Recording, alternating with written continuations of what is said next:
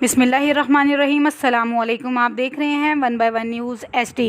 अहम खबर से आगाह करते चलें। डिप्टी कमिश्नर मोहम्मद अली की हदायत पर assistant commissioner city Syed Ayub Bukhari ने मिनरल वाटर की बोतल की ओवर चार्जिंग पर डाइवो एक्सप्रेस के टक शॉप को सील करा दिया, जहां पानी की बोतल 25 रुपये की बजाय 45 रुपये में फ़रोख्त की जा रही थी।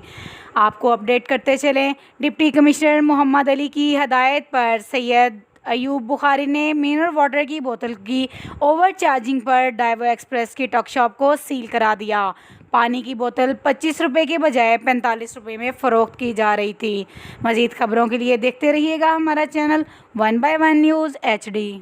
ताज़ा तरीन अपलोड्स की नोटिफिकेशन हासिल करने के लिए हमारे चैनल को सब्सक्राइब करें और साथ में दिए गए घंटी के निशान को दबाना